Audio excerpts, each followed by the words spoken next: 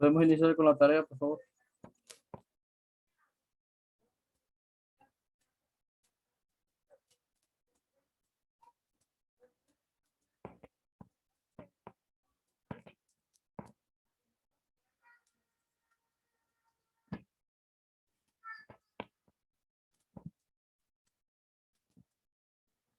Sí, la tarea que la hizo puede iniciar cualquiera. Amén. ¿Qué es el prisma de Sennacherib? Ujú. Dice, encontrado en Nínive en 1830.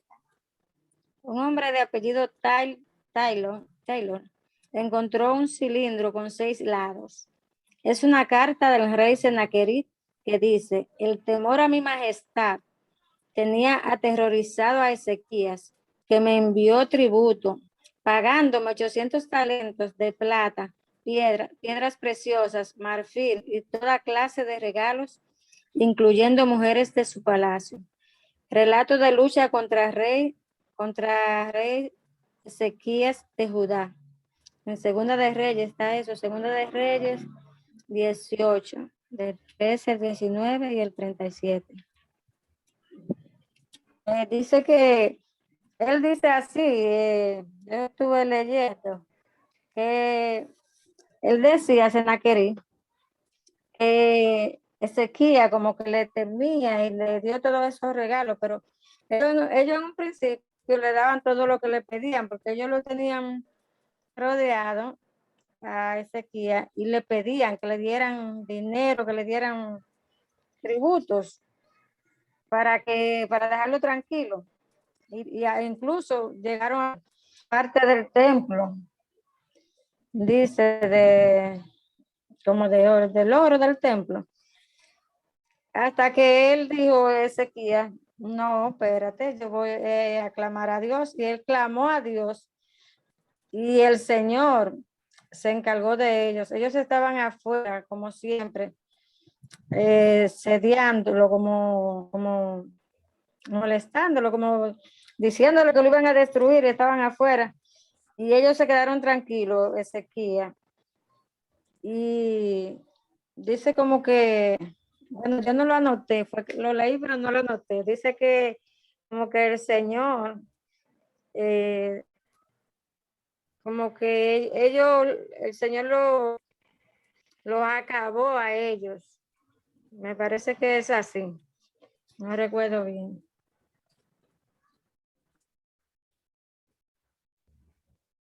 Okay, puede continuar la otra, después la aclaramos.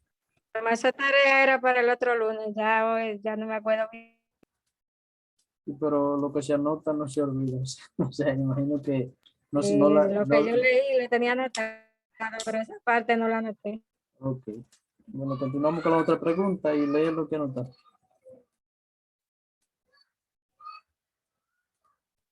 ¿Quién fue Nabucodonosor? Fue el hijo mayor y sucesor de Nabopolassar, quien liberó a Babilonia de la dependencia de Asiria y dejó a Nínive en ruinas. 604, 562 antes de Cristo, Daniel 4. Sabe que no se cuenta al revés cuando es antes de Cristo. Por eso dice 604, 562 antes de Cristo. Que en vez de ser hacia adelante que se cuenta, es hacia atrás. Nabucodonosor fue el hijo mayor y sucesor de Nabopolassar. Próxima pregunta.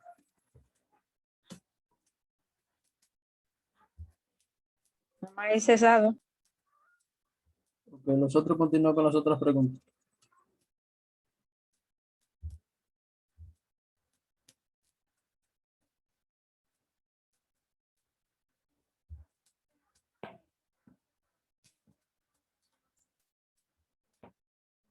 Los demás no hicieron la tarea.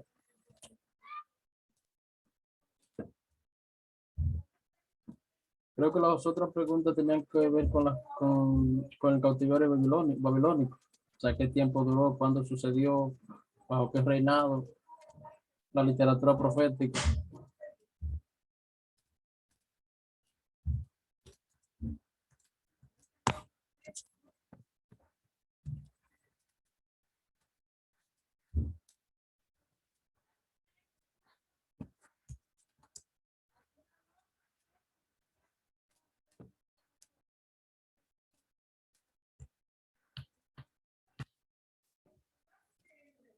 Me hicieron las otras preguntas. Tenían 2 semanas para eso.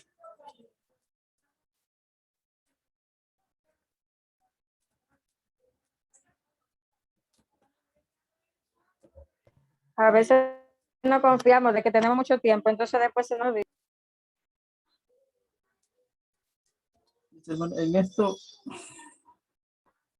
debemos de ser responsables, porque, bueno, ahorita voy a explicar acerca de esto. Vamos a continuar. La semana anterior, hace 2 semanas atrás, hablábamos de las diferencias del reino del sur y el reino del norte. Y hablábamos de cada rey y cuándo surgieron, cómo surgieron y lo que causaron para el pueblo. Y habían 2 frases que se repetían continuamente.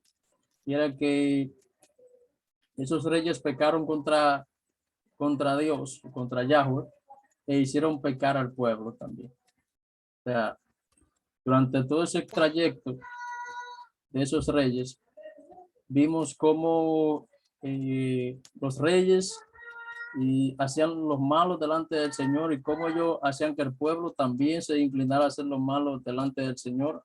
Hablábamos del rey Roboán, de Jeroboam primero, de Jeroboam segundo, hablábamos del rey Sedequías, hablamos de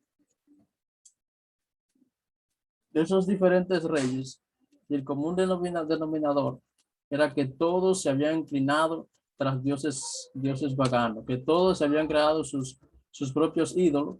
Hablamos del que el primero que experimentó los ídolos fue Jeroboam primero, que trajo esas culturas durante el tiempo que él estuvo en Egipto, y él estableció dioses en las 10 tribus, para que las 10 tribus no subieran donde Roboán, porque él tenía miedo de que ellos fueran y se quedaran allá y después él fuera muerto.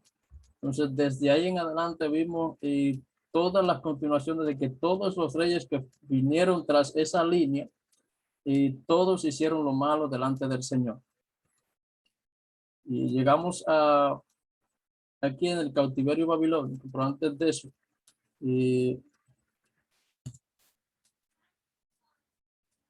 vamos a ver cómo los profetas intercedían, dando el mensaje de Dios para esas naciones. Estamos hablando del reino del sur y reino del norte. Pero cada rey tenía sus profetas y las palabras que Dios le hablaba a través de los profetas, pero ellos hacían poco caso a lo que el profeta le decía.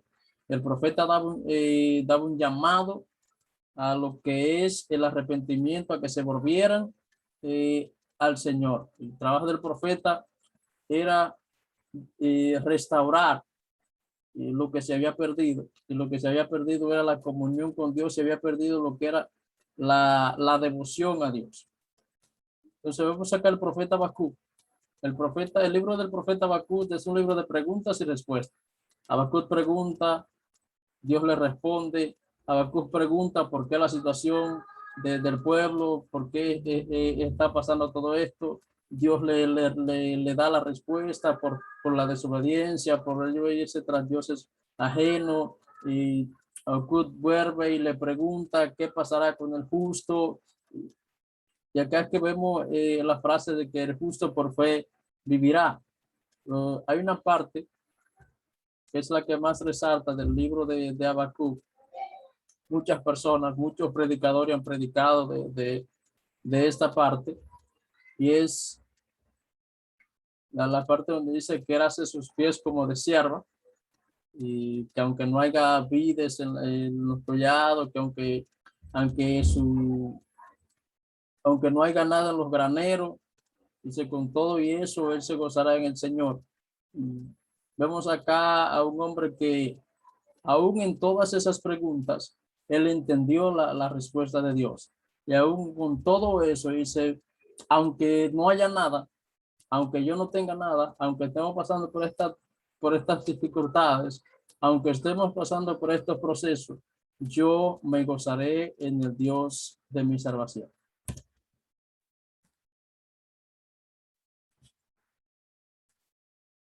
Habacuc da esta profecía al reino del sur en el 605.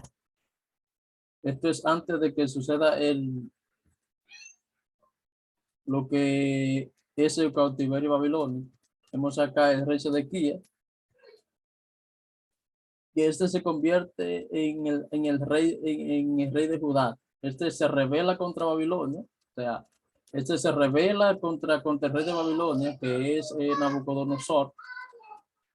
Entonces, contra esa rebelión, cuando él se revela, cuando ellos van y es donde sucede la segunda invasión. La primera invasión surge cuando los asirios se llevan lo que son las 10 tribus del norte, y que es lo concerniente a Israel, las 10 tribus de Israel. Y esas tribus son llevadas del primer cautiverio por los asirios. Por eso es que en el libro en la carta de Santiago, Santiago habla a las 10 tribus esparcidas o a las 10 tribus perdidas de Israel. Luego en el 607 es donde surge este cautiverio, donde Nabucodonosor va y saquea a Jerusalén y se lleva lo que son los más importantes, los más ricos, los que más conocimientos tenían, los más dotados. Y esto vamos a ver un poco más adelante. Había a Daniel, a Azarías, todos los 3 compañeros de Daniel. Pero antes de eso vamos a ver lo que es la literatura profética. Vamos a ver el punto de vista de un profeta. ¿En qué tiempo surgía el profeta? ¿Por qué surgía el profeta? ¿Y para qué surgía el profeta? Los profetas surgieron en tiempos de crisis. El pueblo está en crisis espiritual. El pueblo se ha devuelto de lo que es el principio de Dios. Y por esto surgen esos profetas para hacer el llamado al pueblo para que vuelvan a Dios. En Deuteronomio 11:25, Dios le había dicho lo que ellos no debían hacer. No debían adorar dioses ajenos, no debían involucrarse con personas de otras naciones. Y en Deuteronomio vemos que ellos hicieron lo contrario a lo que Dios le había dicho. Eso lo vemos en Deuteronomio 11, en Deuteronomio 18, lo vemos en el libro de los jueces y lo vemos en Primera de Samuel. Todo lo que Dios le había dicho al pueblo que no hiciera, eso fue lo que ellos hicieron. Entonces, al ellos irse y no darle el lugar a Dios, sino que ellos se fueron tras dioses paganos, el pueblo se vuelve en una crisis espiritual y por eso surgen estos profetas. El profeta aparece en la época del desierto. En la época del desierto habían profetas, en número aparece que habían profetas. Moisés fue un profeta, Deuteronomio 18. Habían profetas en la era de los jueces 4:4 y 6:8. Samuel fue un profeta. Pero el profeta es especialmente importante durante el periodo de la monarquía dividida.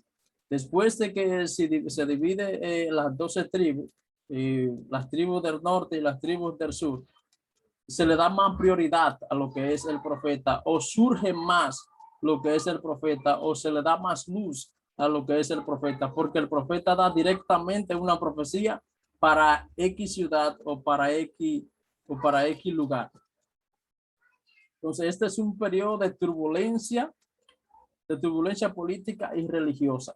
Los políticos se han distorsionado, los que tenían la ley de Jehová, los sacerdotes se habían inclinado tras los ídolos, y por eso surgen estos profetas para hacer un llamado a que se vuelvan a Dios. Entonces, los reyes no son conscientes, no son consistentes siguiendo a Jehová.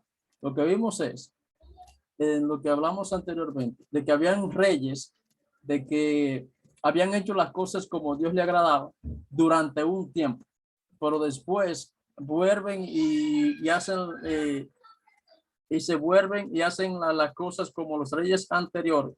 Por eso es que vimos algunos reyes que durante un tiempo Dios lo había elogiado por lo que habían hecho, pero vemos que en otros tiempos ellos habían recibido condenación de parte de Dios porque se habían inclinado tras los dioses ajenos. Entonces, Jehová suscita a los profetas para proclamar su mensaje. Los profetas no hablaban algo que a ellos les parecía, no hablaban un sueño que tuvieron, no hablaban algo que ellos estudiaron, no hablaban algo que se les parecía, no, hablaban directamente el mensaje de Dios. No eran las palabras del profeta, sino eran las palabras de Dios habladas a través del profeta. Estos profetas fueron escritos en el 760, el 460 antes de Cristo. Hay dos categorías de profetas, están los profetas menores y los profetas mayores. Hay 12 profetas menores y 4 profetas mayores. Está Amós, Osea, Habacuc, Nahum, todos esos son profetas menores.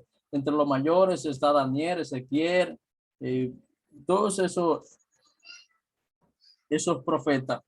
Pero la categoría de profetas menores o profetas mayores no es por el estilo de la profecía que dan o porque una profecía es más importante que la otra, sino por la cantidad de escritos que tiene cada profeta. Vemos este primer profeta, que es el profeta Amós. Amós es el profeta de las escrituras. Este surge durante el reinado de Jeroboam II. Este surge en el siglo 8 antes de Cristo. Jeroboam II es el último rey de Israel. Pero Amós, el profeta Amós, no era de Israel, era de Judá. Pero de Judá, donde él estaba, el profeta Amós dice la palabra que era un bueyero, era una persona que dice que de cuando él estaba arando allá con los bueyes, allá fue la palabra del Señor y le habló, y él se fue de Judá a Israel a llevar esa profecía que Dios le había dado para que él la llevara a Israel. Entonces, el profeta ataca lo que es la injusticia social.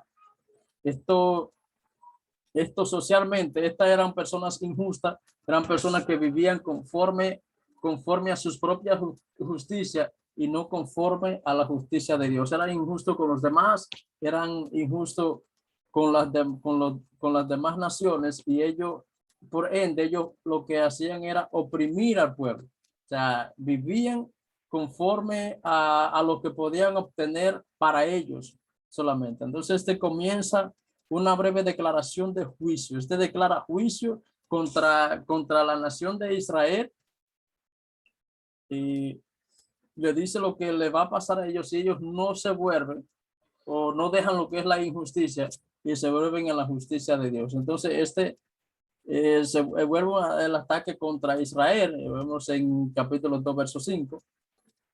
Por la injusticia y la inmoralidad. Este pueblo se había convertido muy injusto, pero también muy inmoral. Moralmente estaba totalmente roto. Ellos creían que estaban bien dentro de su propia moralidad, pero dentro de la moralidad de Dios, ellos estaban sumamente mal. Vivían lo que era del lujo, de las apariencias, y eran personas muy avaros, o sea, eran personas que vivían o sea, su Dios era el lujo y la avaricia. Incluso acá este es el profeta que llama a las mujeres vaca de Basán. O sea, por lo que es el lujo y la lujuria que ellos tienen. Estos viven bajo sus apariencias, ¿verdad? Pero también ataca lo que es la religión hipócrita. El sacerdote, que era quien tenía la palabra de Dios en esa nación, no daba el mensaje de Dios, sino que se había vuelto con ellos mismos y estaba haciendo no conforme a lo que Dios había establecido, sino que también estaba viviendo una vida desordenada al igual que ellos. Entonces, da esa profecía, no en una plaza cualquiera. Profetiza directamente frente al palacio del rey. Cuando él está profetizando en el palacio del rey, ahí es donde sale el sacerdote y le dice como que se calle para que él no fuera muerto por el rey. Ahí es donde él le da una profecía al rey. Le dice, mira, tu mujer se irá con otro marido y tus hijas serán prostitutas. O sea, él les da este mensaje duro a este sacerdote para, bueno, de parte del Señor. Entonces, aún Dios mandándole esta profecía tan dura a ellos, esto no entiende, Israel no entiende todavía su relación con Dios, o sea, no atiende al mensaje, no atiende al llamado, sino que siguen viviendo de acuerdo a sus lujurias y a sus avaricias. Entonces, Amós suplica lo que es el retorno al pacto de Dios, de que ellos dejen de vivir en sus lujurias y vuelvan al pacto establecido por Dios. Entonces, él hace dos cosas. Le dice que a menos de que se arrepientan, o sea, un arrepentimiento radical tiene lugar a Israel, la destrucción es inminente. Si ellos no se arrepienten, si ellos no vuelven al pacto, si ellos no vuelven a lo que es el camino del Señor, Israel va a ser destruida. Preguntas o comentarios sobre Amós.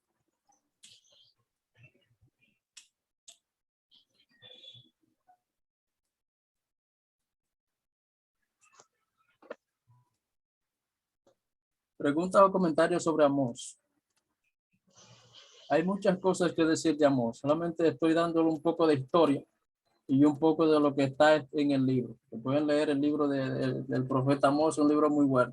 Pero está hablando lo que es las cosas que no están plasmadas en el libro. Hay otra cosa, y aquí las que están plasmadas también. Pasamos al profeta Oseas. Oseas. El nombre Oseas significa el dolor de Dios. Oseas es una comparación de lo que es Cristo y la iglesia. Entonces, de la misma manera de que como Dios ama al pueblo, así Oseas tiene que amar a una mujer prostituta con la cual Dios le va a pedir que se case. Entonces, Dios habla al profeta Oseas. Dios le hace un llamado al profeta Oseas. Dios le dice que tiene que ir y casarse con una prostituta. Oseas es el hombre de Dios. Oseas es un hombre que se ha entregado y ha dedicado su vida al Señor, pero Dios le manda que se case con esta prostituta llamada Gomer. Y esto va a ser la representación entre Dios y su pueblo. La infidelidad y la fidelidad de Dios. El pueblo sigue siendo infiel. Dios sigue siendo fiel. Gomer sigue siendo infiel. Oseas sigue siendo fiel a Gomer. Entonces, el dolor de Dios, cuando el pueblo, Dios que le ha dado tanto amor, ha tenido tanta misericordia con el pueblo, le hace este llamado tan especial y el pueblo se va tras dioses ajenos como una ramera, dice el libro de Ezequiel, que el pueblo se iba como una ramera y abría sus piernas a dioses paganos. Entonces, como una ramera abre sus piernas así. A lo que va a hacer, es después que todo lo que va a hacer, depende de cuando tú termines.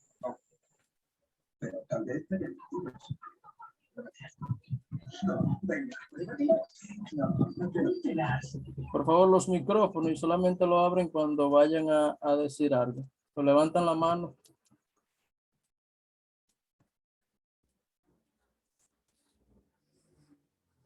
Entonces, cada vez que el pueblo hacía esto, esto le dolía a Dios. Pero Dios sigue manteniendo su fidelidad a su pueblo, aunque el pueblo se había mantenido fiel. Entonces, la tensión entre la justicia y la misericordia. Dios siempre ha sido justo y siempre ha tenido misericordia por este pueblo. Entonces, aún Oseas tratando a Gomer de la forma en cómo Dios trata al pueblo, Oseas la trata con respeto, la trata con amor y cariño. Esta le da de todo, la tiene en su casa, de todo, que no le hace falta nada. Ella lo que hace es irse otra vez al lugar donde ella estaba, a prostituirse, a dárselo a los hombres gratuitamente. O sea, se iba por el deseo y la necesidad que ella tenía de ser infiel, algo como patológico que ella tenía.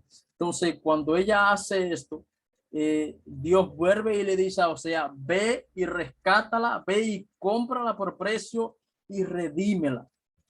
Lo mismo que hizo Jesús en la cruz por cada uno de nosotros. Nos compró a precio de sangre y nos redimió de cada uno de nuestros pecados. Esto hizo Oseas con esta mujer y esto hace Dios con su pueblo.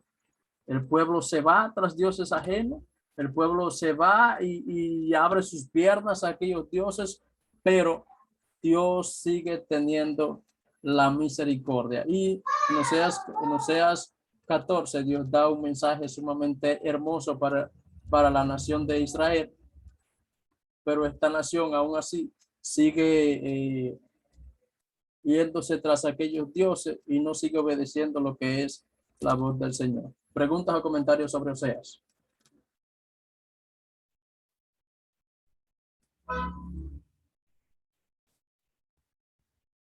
Un comentario que yo tengo es que como nosotros podemos ver esos profetas de la antigüedad, cómo ellos les dolía ver el pecado en el pueblo, en la ciudad, y ellos se entregaban a Dios y clamaban por todos, intercedían.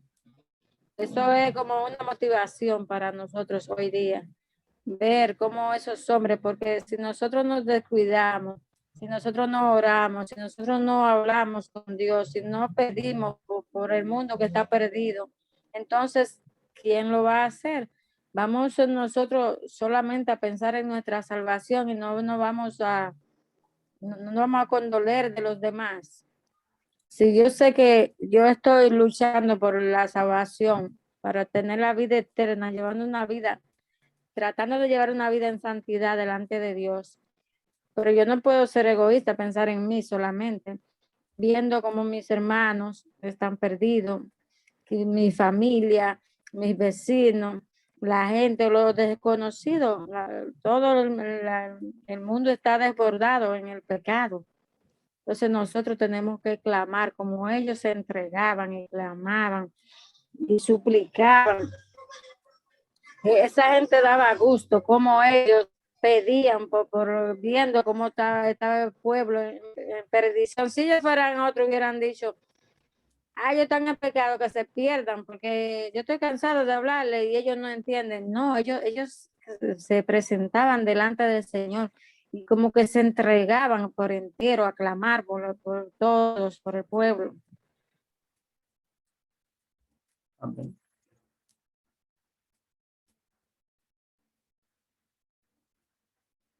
Me gusta aclarar esto acerca de los profetas, y me tomo un poco de tiempo, porque esto es algo que se ha salido de control en estos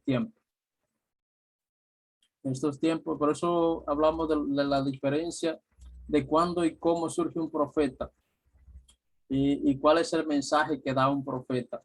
porque ahora mismo hay muchas personas que se proclaman por tener un nombre, pero no están dando algo que es de parte de Dios. Y lo que vemos anteriormente es que cuando el profeta hablaba, el pueblo, sabiendo que tenía, pues sabiendo que le había fallado a Dios, tenía miedo de escuchar al profeta porque sabía que venían palabras de Dios, palabras de castigo, palabras de corrección.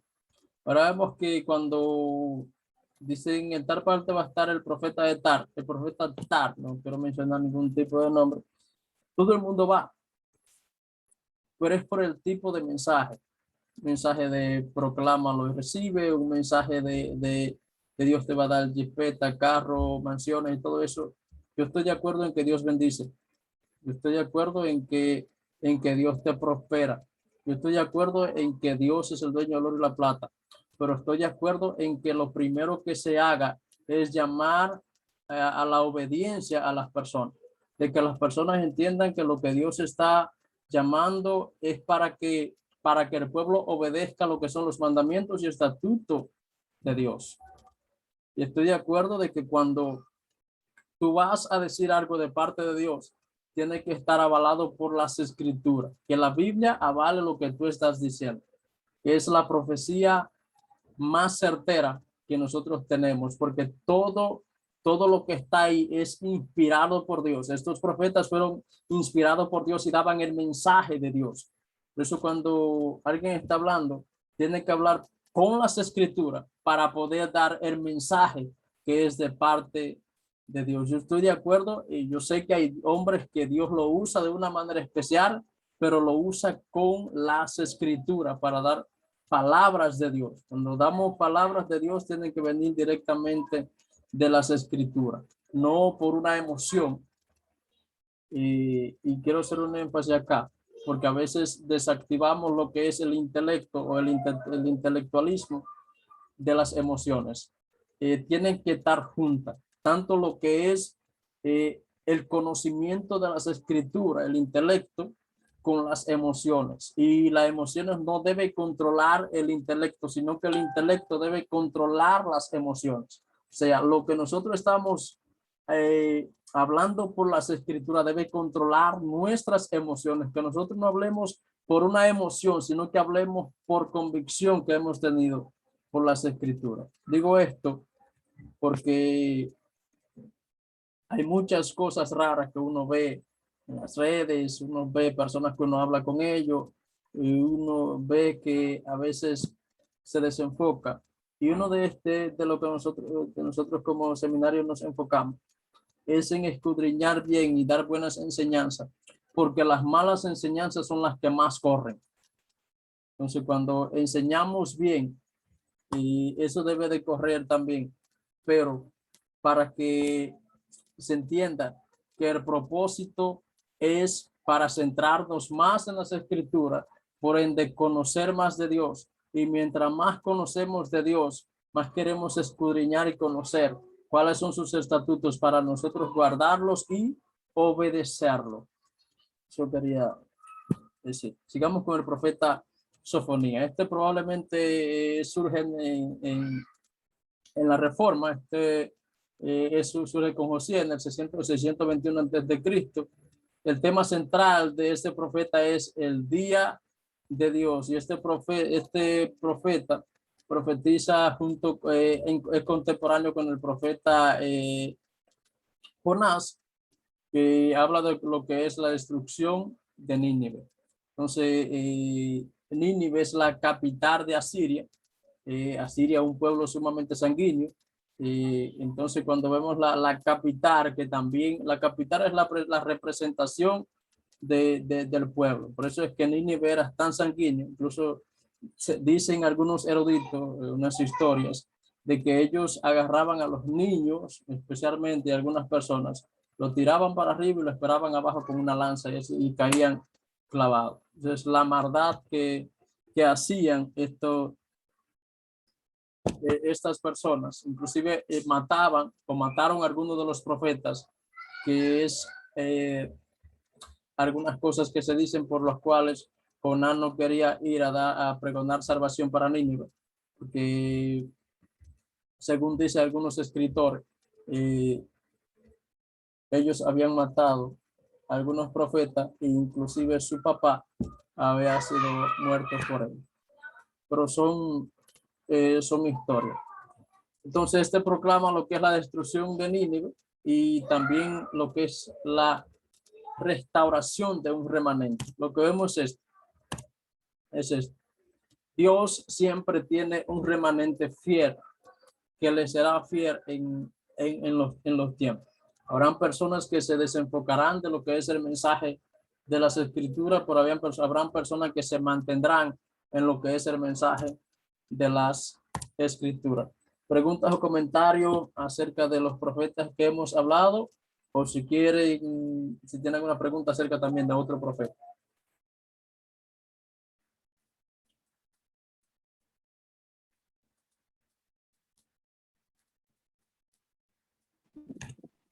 Un comentario, ¿cómo vemos nosotros la gloria de Dios, la misericordia del Señor, que es tan grande? Porque esos pueblos en ese tiempo eran tan desobedientes y como tanto pecado, tanta maldad y tanta cosa, y el Señor, Él se glorificaba. Es una cosa increíble. Él caía como un rayo de esperanza, como una luz, una paz dentro de tanta tiniebla y tanta maldad. Sí, pero mira, lo que nosotros vemos es que no tenemos tantas diferencias del pueblo de antes al pueblo de ahora. Porque hay muchas desobediencias. Ya quizás no se hace un Dios de becerro, un Dios de oro, todas esas cosas. Pero ponemos muchas cosas delante de Dios y sacamos a Dios de la ecuación. Entonces, no obedecemos lo que son los mandatos del Señor y hacemos, por decirlo en el buen dominicano, lo que nos da la gana. Y vivimos no conforme al propósito de Dios, sino conforme a nuestros propios propósitos. Y eso nos hace desenfocarnos del Señor. O sea, todavía está este pueblo desobediente. Por eso es que Dios hace el mismo llamado a nosotros a obedecer a ese pueblo del Señor. O sea, vivimos bajo la gracia, y esa gracia es lo que nos ha mantenido a nosotros estar todavía en Cristo Jesús, pero debemos obedecer sus mandamientos. En Juan dice, si me amáis, guardad mis mandamientos. O sea, ellos eran desobedientes, pero nosotros también desobedecemos. Vamos a hablar del exilio. Los judíos en el exilio. Este es el periodo que es consecuencia de todas las desobediencias que el pueblo ha venido cometiendo delante del Señor. Siguen profetas profetizando acerca de lo que es este exilio. Aquí vamos a ver lo que son los profetas mayores.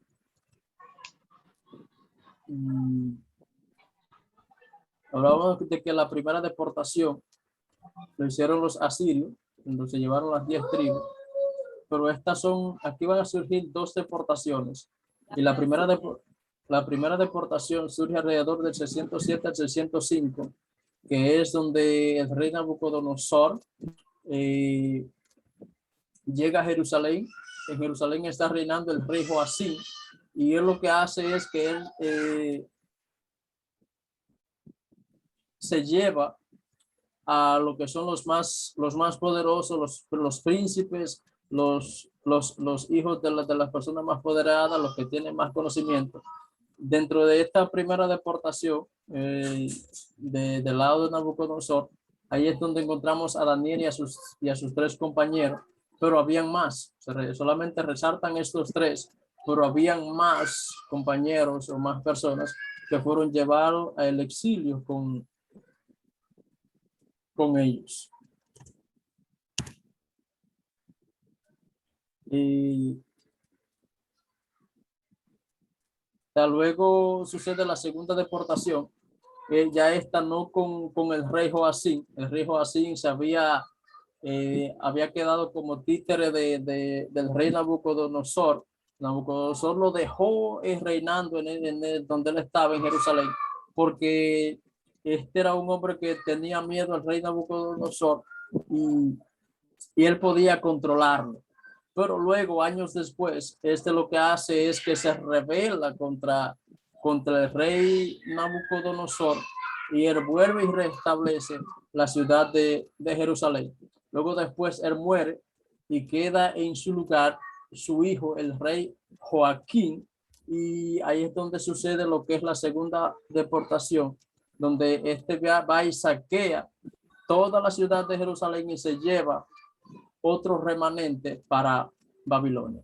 Esto había sido profetizado por el profeta Jeremías en Jeremías 29, y se da esta profecía acerca de lo que son las 70 semanas, y es donde ellos entienden la cantidad de tiempo que ellos van a durar en Babilonia.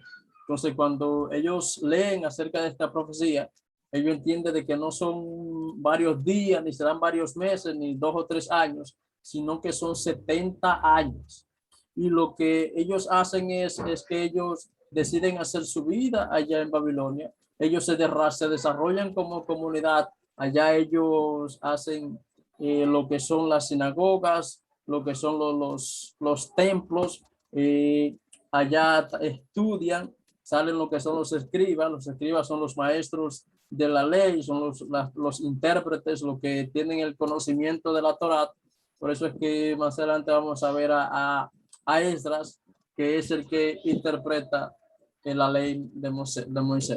Entonces, en esta época que ellos duran en el exilio, suceden los desarrollos, las sinagogas, los escribas, y un deseo de ser separados. O sea, ellos no se aligan a los dioses de los babilonios, sino que ellos siguen adorando a Dios.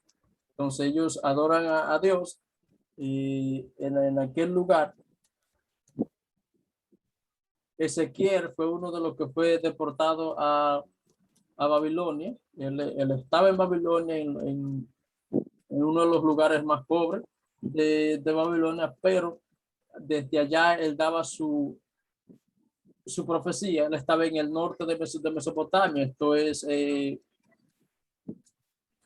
se llamaba la orilla del río de Quedar, en medio de una colonia de los judíos expulsados. Entonces fueron judíos que fueron expulsados, no expulsados para el norte de Mesopotamia, que es una parte de lo que es la Gran Babilonia. Y en esa parte estaba Ezequiel.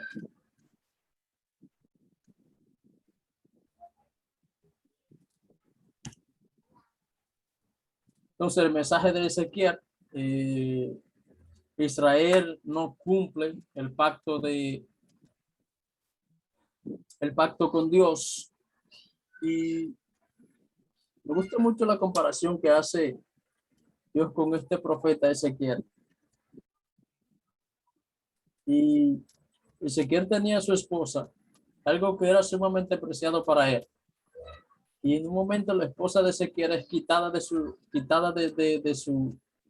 manos, es quitada, quitando lo más preciado, dándole reverencia al pueblo de Israel, de que lo más quitado, lo más especial para ellos sería quitado. Y es también en Ezequiel donde Dios le da una profecía tan dura, lo que hablábamos anteriormente, de que ellos se habían ido tras dioses ajenos, incluso abrían sus piernas como una prostituta abre sus piernas para que los hombres se alleguen, pero esto para que los dioses, o para adorar a sus dioses. En Ezequiel 37 da la profecía de los huesos secos, creo que el capítulo más conocido de Ezequiel es el capítulo 37. A mí en particular me encanta el capítulo 36, que habla de corazón nuevo y todo esto. Pero en Ezequiel 37 dice que fue llevado por el Espíritu a un valle de huesos secos, y que esos huesos secos estaban representando lo que es el pueblo de Israel. El pueblo de Israel estaba en una resequedad espiritual.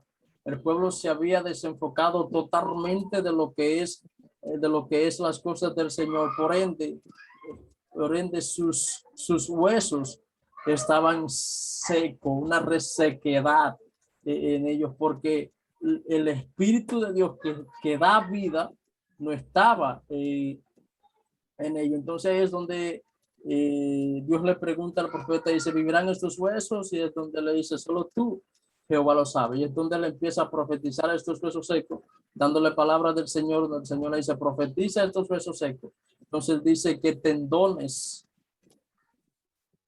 se fueron uniendo, cada hueso con sus huesos, tendones con sus tendones, líquido sanguíneo con cada líquido sanguíneo.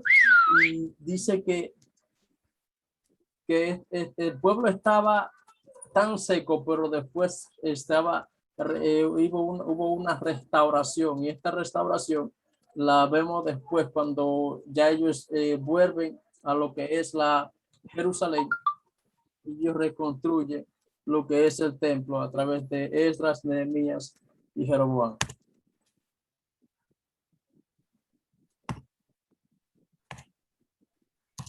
Preguntas o comentarios sobre Ezequiel o sobre el periodo babilónico.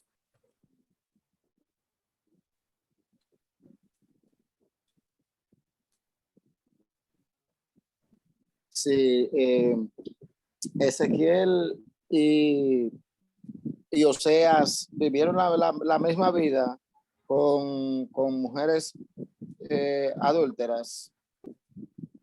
Usted recalcó sobre Ezequiel también. No. Hay una gran diferencia. Oseas recibe un mandato de Dios para que vaya a casarse con una prostituta. La esposa, Ezequiel está casado allá en Babilonia, pero Ezequiel,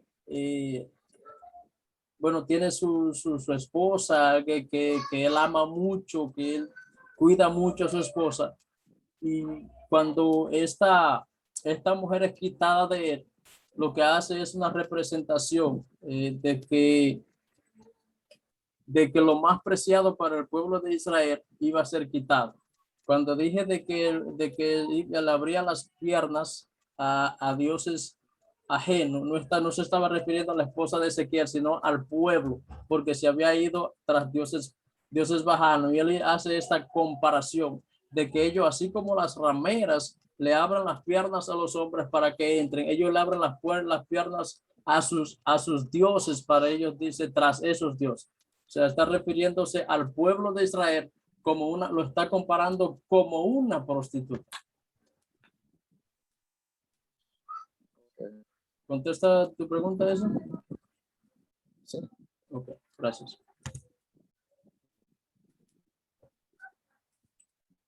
El profeta Daniel. En el libro de Daniel vemos desde el capítulo 1 hasta el capítulo 6, vemos lo que son las historias de la vida de Daniel en Babilonia. El capítulo 1 empieza con lo que es la deportación, y empieza lo que es un hombre que no hace concepciones, un hombre que no se, o sea, ya era un jovencito que no se doblegaba tras dioses ajenos, sino que seguía firme lo que es el principio de Dios. Y una de las cosas que vemos que más resalta en el capítulo 1 de Daniel está en el versículo 8, que dice que él propuso en su corazón no contaminarse con la comida del rey. Lo que entendemos es que no era que la comida del rey era buena, era mala, sino que era una comida que era sacrificada a ídolos, y él sabía y entendía bajo la ley, bajo la Torá, que eso era pecado delante del Señor. Recuerden que para un hebreo que era sumamente enseñado, ya a la edad de 5 años, tenía que saberse lo que es la Torá completa, los 5 o el Pentateuco, los primeros 5 de la Biblia, y ahí estaban establecidos lo que es la ley de Dios. Entonces Daniel tenía aproximadamente, lo que dice algunos estudiosos, algunos 13 o 15 años en este entonces. Y dice que él propone en su corazón no contaminarse, y él habla con la persona encargada, el guardia del rey, para que le den legumbre en vez de darle la comida del rey. Luego duran un proceso para ser presentados delante del rey. Tenían que ser presentados y tenían que ser llevados delante del rey, pero estos muchachos tenían que estar en buena forma para trabajar en el palacio del rey.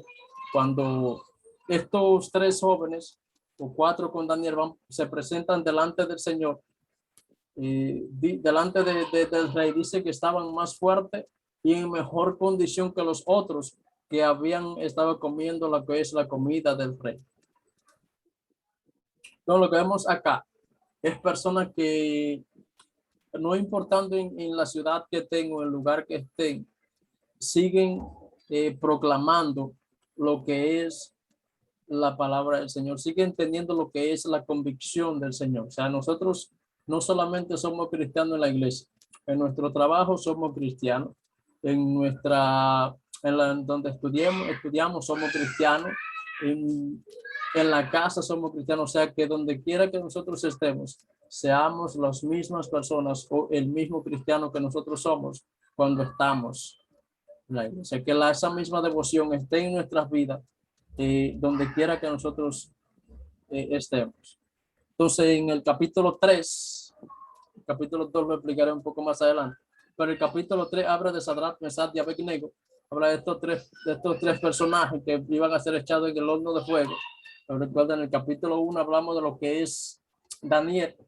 Acá no vemos a Daniel, pero lo que suponemos es que Daniel no estaba en este momento ahí, pero estaba en la ciudad, estaba en el mismo periodo babilónico. Entonces, cuando estos 3 son llamados a adorar la estatua que había hecho el rey, hicieron un decreto para que todo el mundo se doblegara a lo que es este estatua.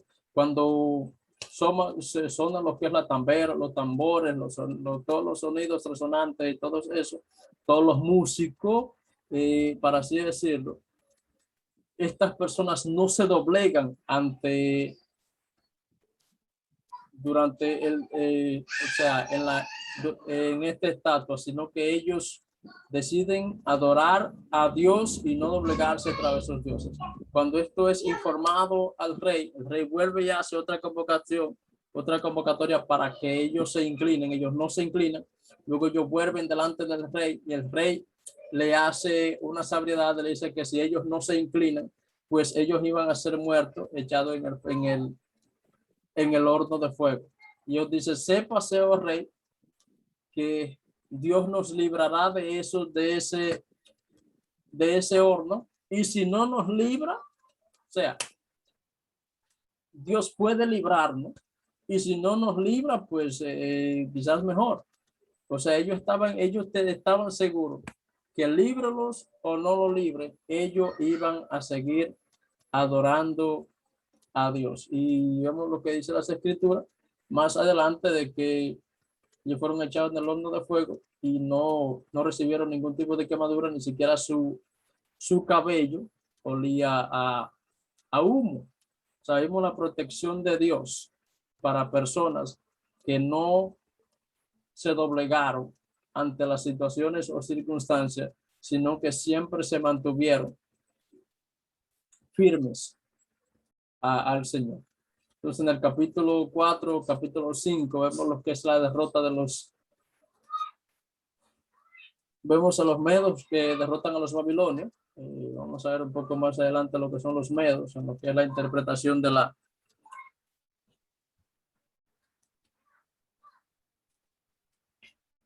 estatua del sueño del rey Nabucodonosor. Entonces, Daniel capítulo 6, vemos lo que es Daniel en el foso de los leones. Entonces, Daniel en el foso de los leones, esto es otro decreto que firma el rey. Después de la derrota de los medos a los babilonios, este es el rey Darío.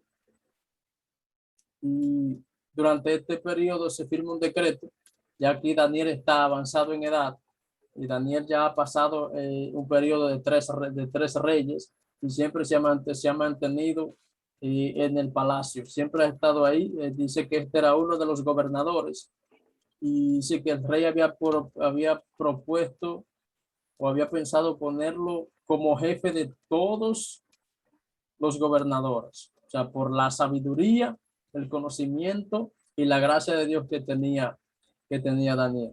Los otros sienten envidia, celos, resentimientos por él y hacen que el rey firme un decreto para que cualquier otra persona que adore a otra persona que no sea el rey, pues sea echado en el foso de los leones. Y me gusta la actitud de Daniel, porque este es un hombre que dice la palabra que él se encerró en su habitación con las puertas, con las ventanas directas hacia Jerusalén y oraba 3 veces al día, no por la situación que estaba viviendo en ese momento, dice que oraba como lo solía hacer antes. O sea, Daniel era un hombre que tenía una vida intachable delante del Señor. Era un hombre que tenía una vida íntegra delante del Señor. Dice que ellos buscaron en su vida y no encontraron nada con qué acusarle. Y este personaje estaba en la casa del palacio. O sea, por eso que yo digo que hay muchas personas que dicen, no, un cristiano no puede estar en la política y todo esto. Daniel estaba en la política y no se corrompió. O sea, cuando tú quieres hacer un buen trabajo delante del Señor y tú sabes lo que son tus parámetros y tú sabes lo que es tu integridad delante del Señor, donde tú estés, tú no te vas a confrontar, no te vas a corromper por el sistema, sino que tú vas a dar un buen ejemplo del Dios que te ha guiado. Y Daniel dio un buen ejemplo del Dios que lo guió. Y aún estando en el palacio, dice que cuando se firmó este decreto, Daniel fue echado en el foso de los leones. Y estos leones no se lo comieron, sino que Dios le cerró la boca. Y Daniel no fue muerto por estos leones, sino que después fue sacado. Y las otras personas que fueron echadas en el foso de los leones, dice que antes de bajar, fueron echaron ellos y toda su familia. Y antes de llegar al piso o al suelo, ya los leones lo habían devorado. Ahora lo que hacen después que el rey firma un decreto, ese decreto no es muy fácil disolverlo, y menos bajo la ley medo y bajo la ley persa. La ley es medos y persa establece y cuando tú haces un decreto, ese decreto tiene que cumplirse. Y para tú revolver lo que es ese decreto, tú tienes que firmar otro decreto por encima de ese decreto para que el otro sea disoluto. Y lo que hace es que firma un decreto donde todas las personas tienen que adorar al Dios de Daniel. Eso vemos desde el capítulo 1 hasta el capítulo 6. Vemos la vida de Daniel y sus amigos. Ahora, desde el capítulo 7 hasta el capítulo 12, vemos lo que son las visiones que Daniel tuvo en Babilonia. Estas visiones hablan de lo que es la historia del mundo. Y ahora tenemos que tener en cuenta cómo nosotros leemos estas visiones y cómo nosotros las interpretamos. Estas son forma apocalíptico. O sea, por eso es que se hace referencia en el libro de Apocalipsis y en el libro de Daniel. Si tú tienes una buena interpretación de lo que es el libro de Daniel, tú vas a tener una buena interpretación de lo que es el libro de Apocalipsis. Para tú entender estas visiones, tú tienes que saber lo que son las literaturas apocalípticas. Entonces, estas visiones, lo que es la visión de Daniel capítulo 2, esta es una comprensión de las otras visiones. Entonces, Daniel capítulo 2 es la interpretación del sueño del rey. Daniel habla del Dios de los cielos y habla de la visión de la estatua. La estatua es esa. Preguntas o comentarios antes de que entremos a la interpretación de este sueño.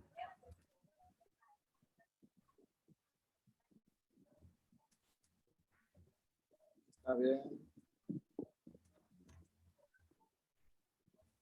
Aclarando también.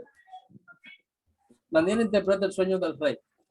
Sí, pero hay un Dios en los cielos. Empieza con estas palabras. Entonces, la visión de la estatua está en el capítulo 2, 31 al 35.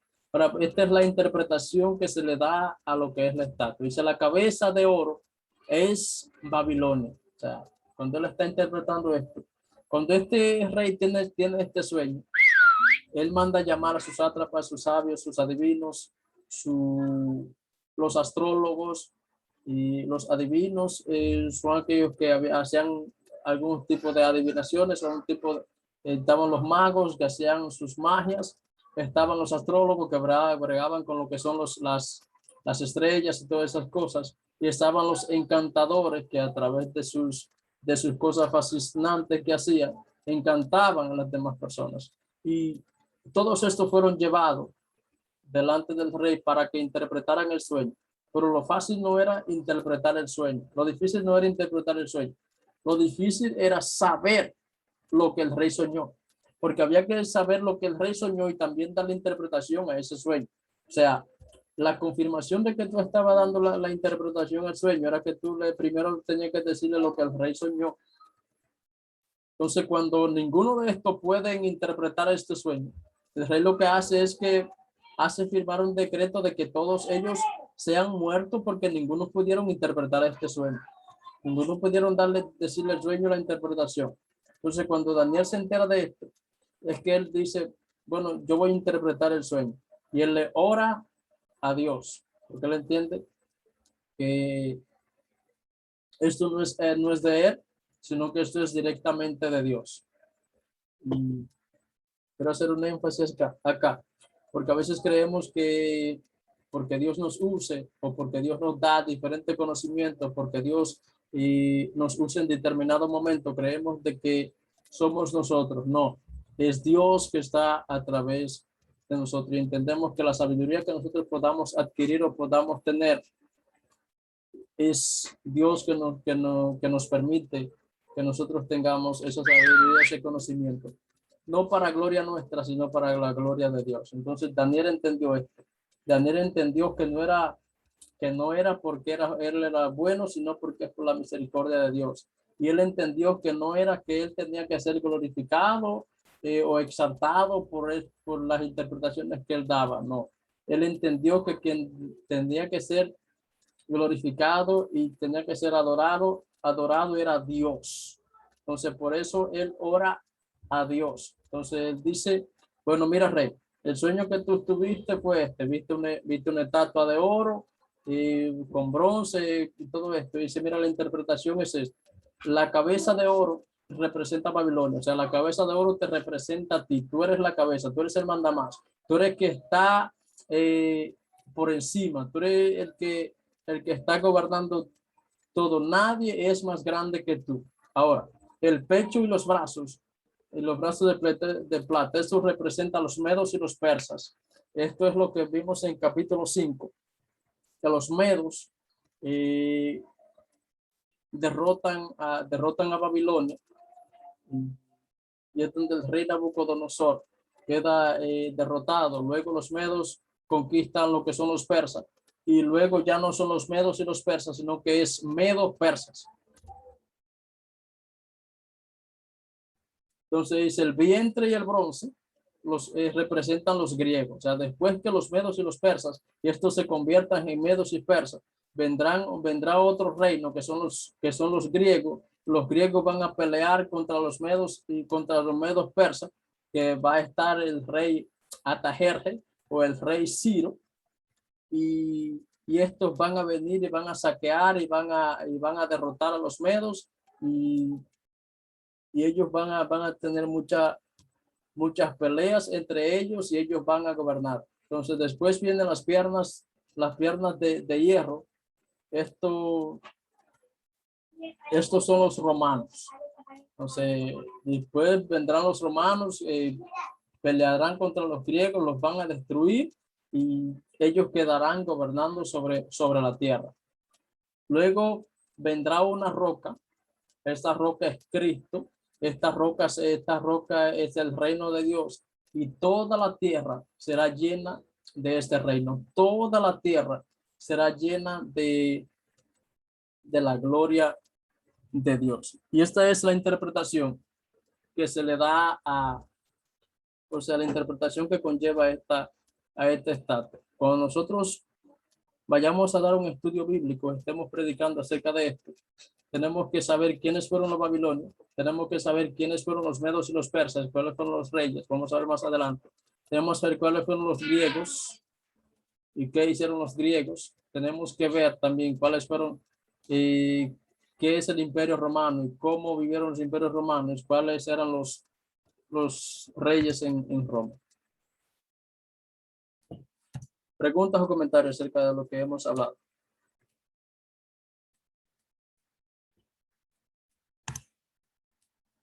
Tenemos otras imágenes de Daniel, las bestias en capítulo 7. Tenemos el carnero y el macho cabrío en el capítulo 8.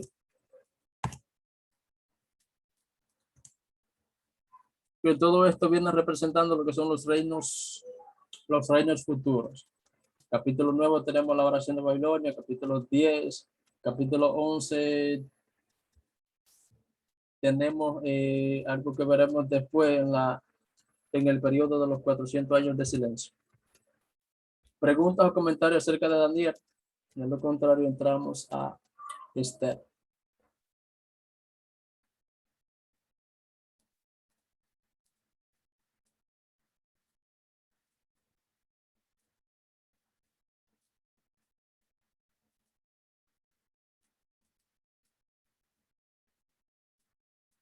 Preguntas o comentarios acerca de Daniel.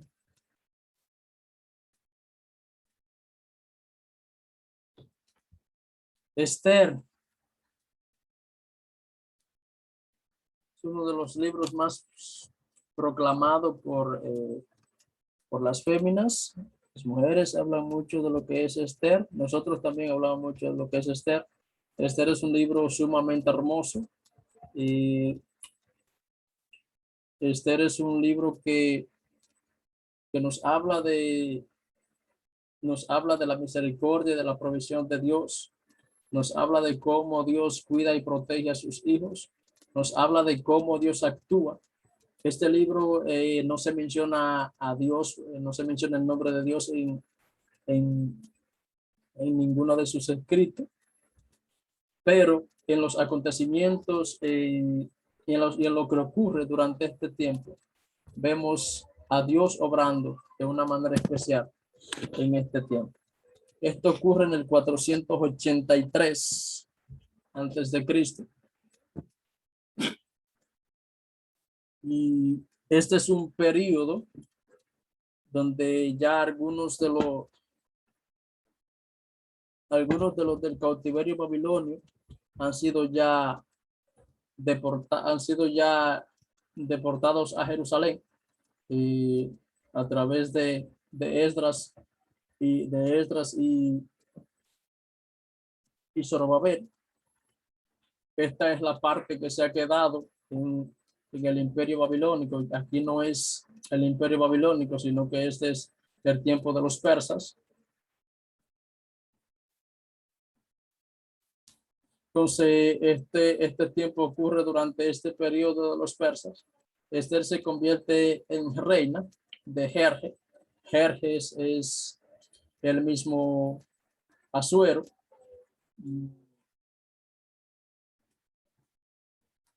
El libro empieza con una fiesta.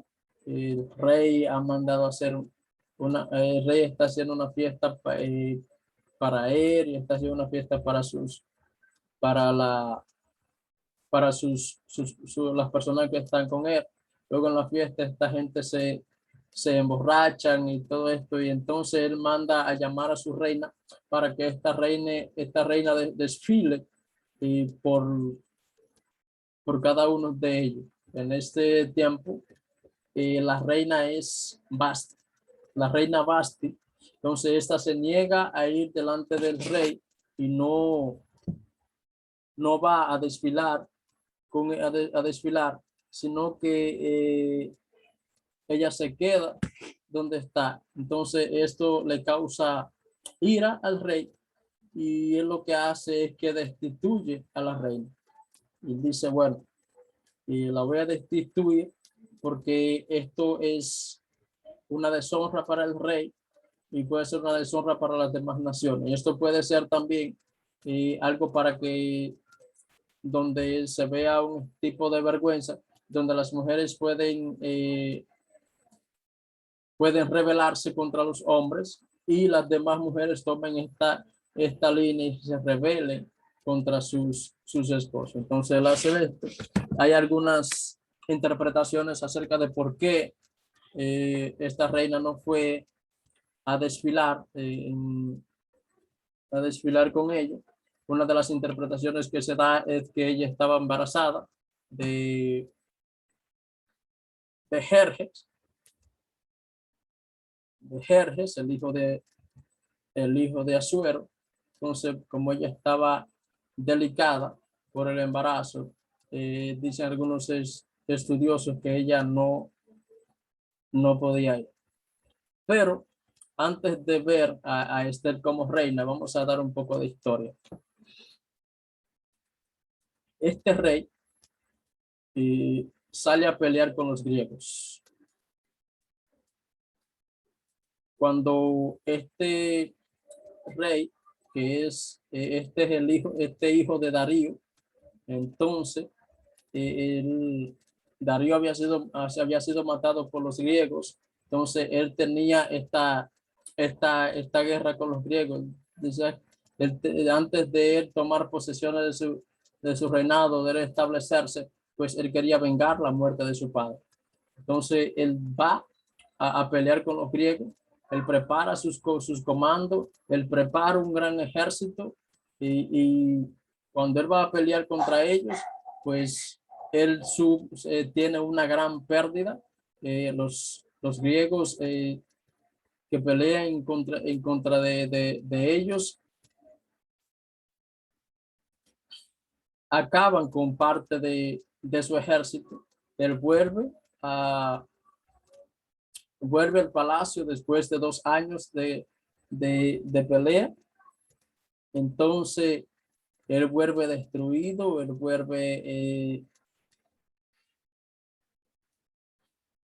vuelve decepcionado por la pérdida que tuvo.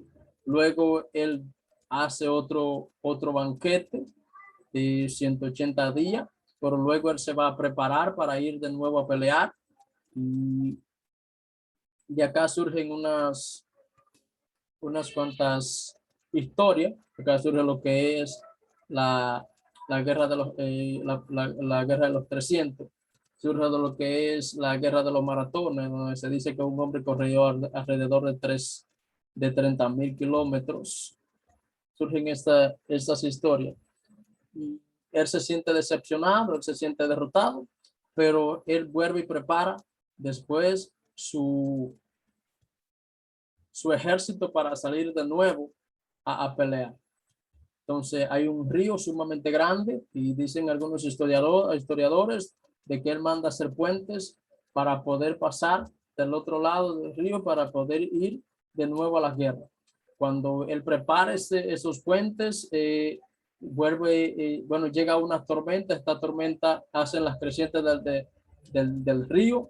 Este río acaba con los puentes, los desborda, los derrumba y todo esto. Este hombre se siente sumamente abatido. Este era un hombre orgulloso, este era un hombre iracundo, este era un hombre que no controlaba sus emociones. Y dicen algunos escritos que él había mandado a sus soldados apuñalear el agua para que, o sea, como castigo de esta tormenta, haber derrumbado sus puentes.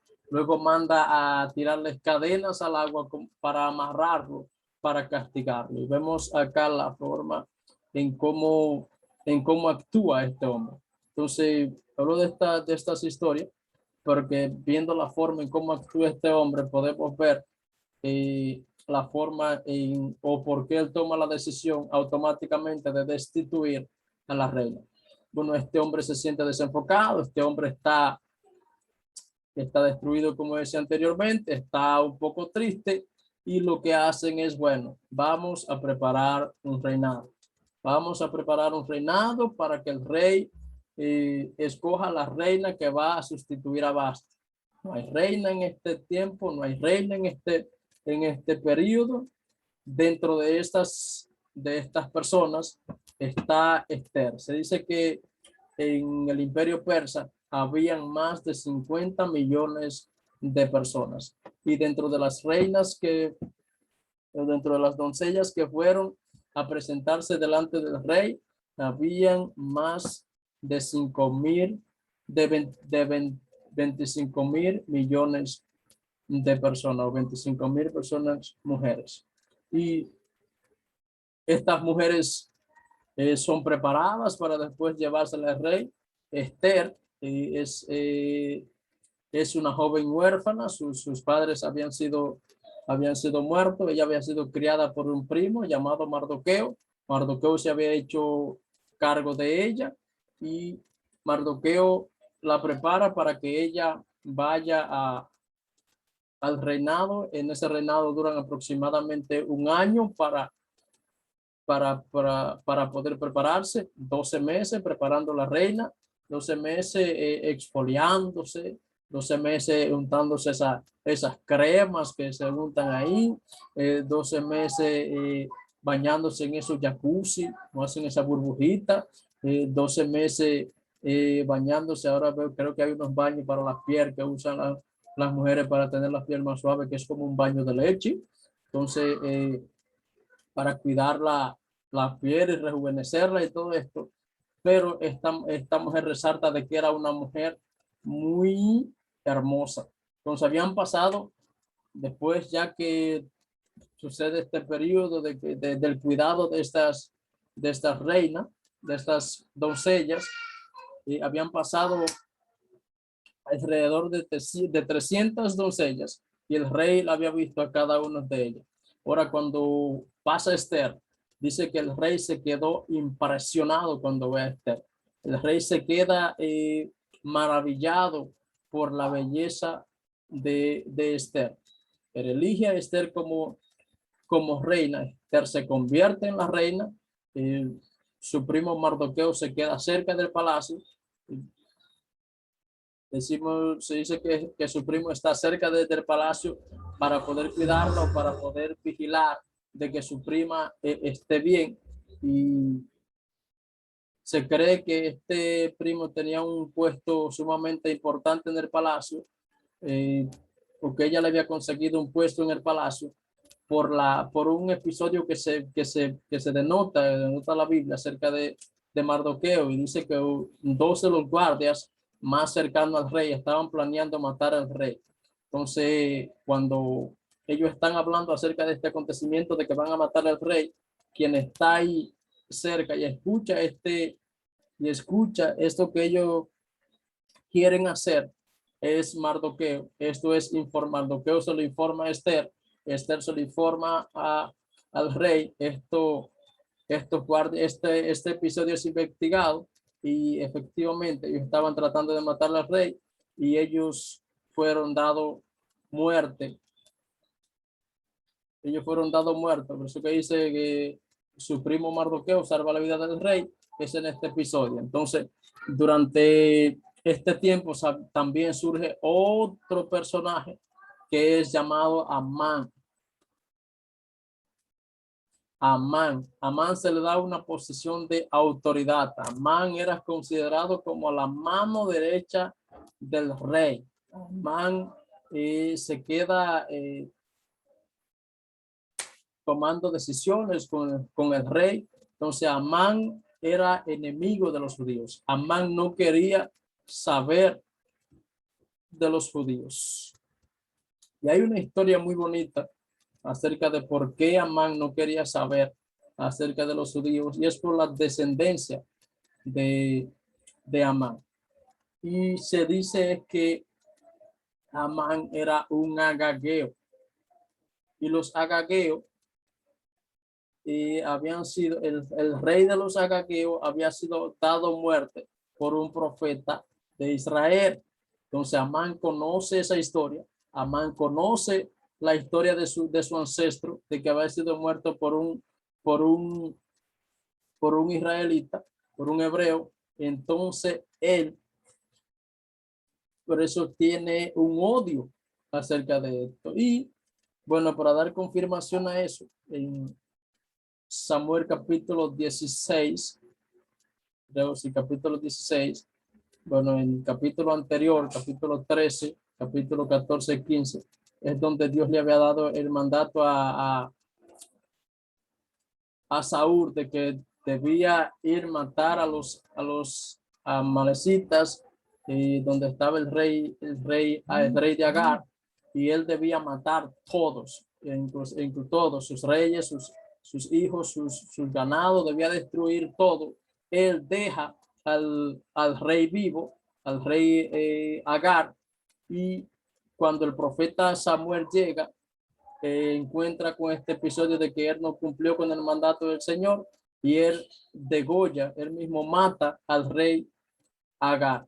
Entonces Amán era un agageo, Amán era descendiente de este mismo rey. Entonces por eso él tiene esta inclinación de odio por los judíos.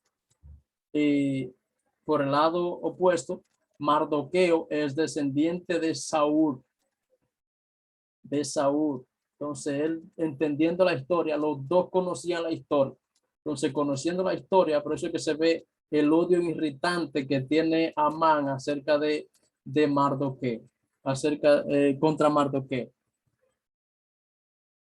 Entonces Amán se siente irritado por Mardoqueo, y eso es cuando cada vez que Mardoqueo estaba en la puerta del palacio, cada vez que Amán pasaba por ahí, que él miraba a Mardoqueo, él se irritaba, porque cuando él pasaba, todas las personas que estaban ahí se inclinaban ante él, pero Mardoqueo no se inclinaba delante de Amán. Entonces esto le causaba irritación a él. Entonces, luego sucede el episodio donde Amán hace firmar un decreto por el odio e irritación que tiene acerca por Amán y el pueblo judío.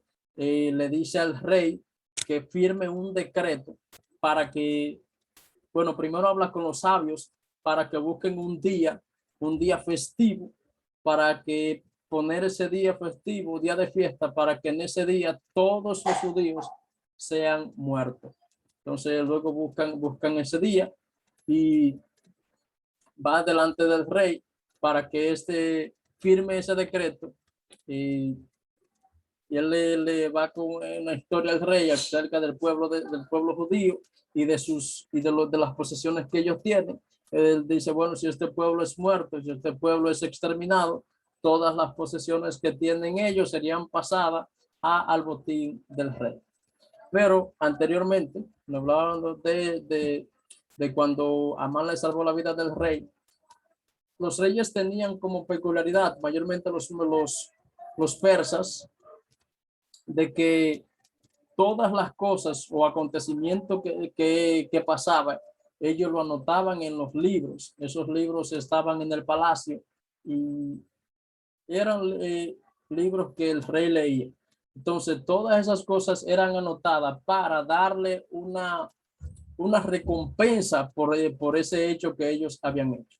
Los reyes, esos reyes, tenían por costumbre que cada acto que se hacía, ya sea malo o sea bueno, ellos lo recompensaban.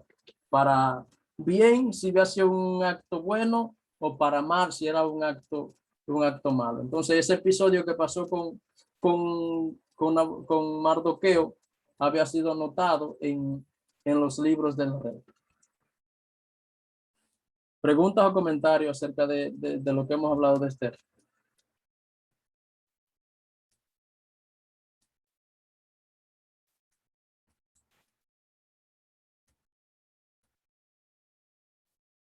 ¿Preguntas o comentarios?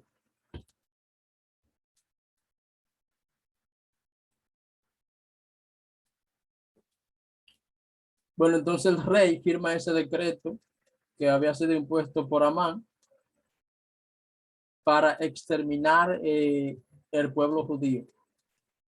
Mardoqueo se entera de este decreto. Mardoqueo busca a la reina Esther. Esther en el principio tiene miedo ella le habla claro a Mardoqueo, le dice yo que tenía un mes que no se llegaba al rey, o sea que todavía no le tocaba ir donde el rey, o sea que el rey tenía más mujeres con las cuales él veía antes de que llegara Esther. Mardoqueo convence a Esther, le da estas palabras: ¿tú crees que si nosotros perecemos tú vas a quedar viva? No. O será de tu mano o será por otra mano, pero de una u otra forma Dios enviará respuesta para el pueblo, o enviará la liberación para el pueblo. Entonces Esther teme por su vida, teme presentarse delante del rey. Ahora, cuando ella se presenta delante del rey, no le tocaba. Cuando alguien se presenta delante del rey sin tocarle presentarse, el rey tenía que hacer una cosa para que esa persona no fuera muerta. Los reyes tenían un cetro. Ese cetro simbolizaba el poder del rey. Entonces, él tenía que extender ese cetro hacia la persona que entrara para que esa persona no fuera muerta. Cuando Esther entra sin ser invitada, cuando el rey la ve, otra vez quedó impresionado con Esther. Entonces lo que hace es que estira el cetro y le dice: pide lo que quiera, hasta la mitad de mi reino te daré. Entonces es donde ella hace un plan una estrategia sumamente buena para convencer o para engañar al enemigo, por así decirlo. Y dice: bueno, yo lo que quiero es hacer una cena o un banquete con el rey y con Amán. Bueno, como era de esperarse, se siente sumamente encantado, se siente sumamente wow. Dice: bueno, tengo la aprobación del rey, tengo el cariño del rey, ahora voy a obtener lo que es la aprobación y el cariño de la reina. Pues acepta encantadamente, y cuando van hacen este banquete, están comiendo. Ahí es donde donde el rey vuelve y le dice: pídeme lo que quiera, hasta la mitad de mi reino te daré.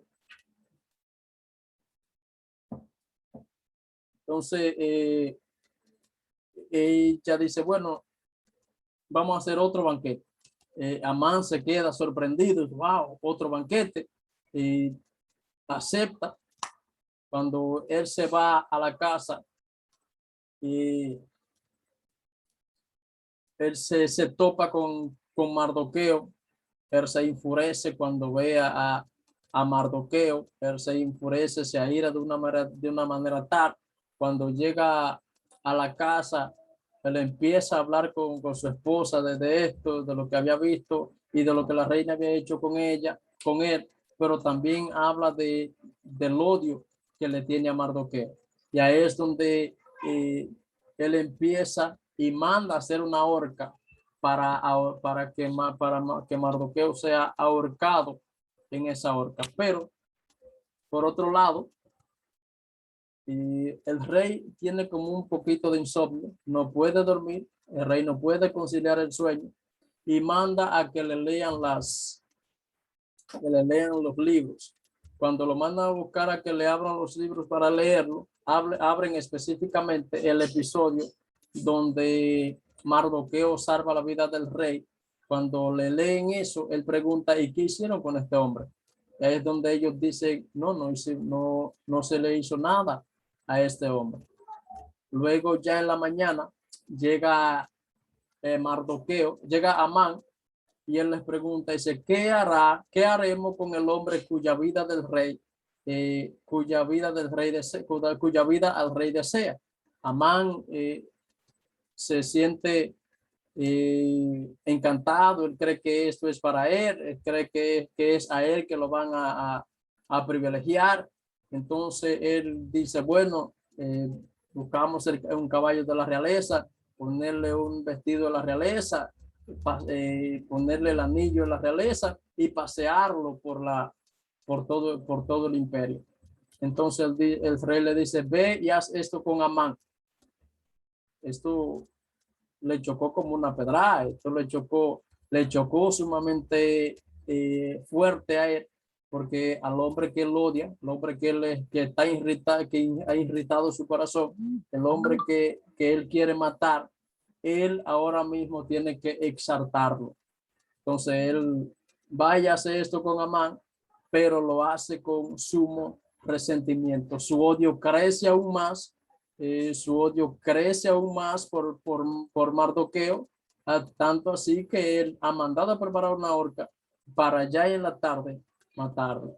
Luego, un momento después, va lo que es la otra comida con ellos y con el rey y Amán. Y ahí es donde la reina Esther habla de este decreto que ha sido firmado y le habla al rey de que por qué él desea la muerte de su pueblo, de ella y de su pueblo. Entonces él dice, ¿quién es este que desea la muerte de la reina y de su pueblo? Entonces es donde ella le señala a Amán, este hombre. El rey sale, el rey se queda anonadado o se queda triste. El Amán también por el otro lado cambia su semblante en la cara porque él no sabía que Esther era judía. Y dice, ¿cómo? Que este quiere matar a la reina y a su pueblo, quiere matar a la reina. Y entonces ahí es donde el rey sale para afuera y cuando él sale, Amán está suplicando misericordia a Esther, se le hinca de rodillas y la toma por los brazos, por la mano, y ahí es donde entra el rey cegado y él piensa que Amán va a violar a la reina. Pues ahora quiere violar a la reina y ahí es donde Amán es mandado a matar o mandado a ahorcar en la horca a él y a toda su familia. Es como todo puede cambiar de un día para otro. Un día estás gozoso, un día estás feliz, un día estás contento, al otro día estás triste, al otro día estás ya preparado para morir. Luego hay un decreto firmado. Este decreto no puede ser revocado fácilmente. Para revocarlo, recuerdan anteriormente que había dicho que para un rey revocar el decreto que había hecho tenía que firmar otro decreto. Entonces él firma otro decreto donde los judíos tienen la posibilidad de defenderse de toda persona que venga en contra de ellos.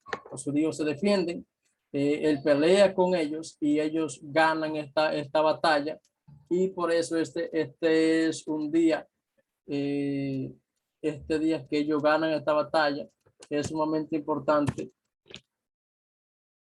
para ellos.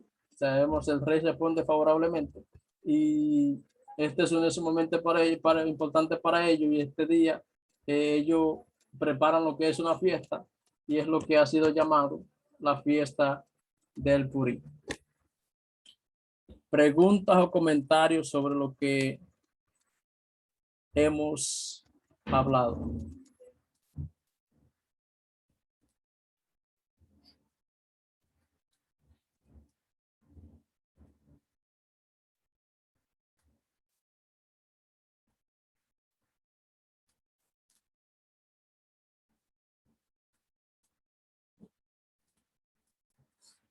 Preguntas o comentarios.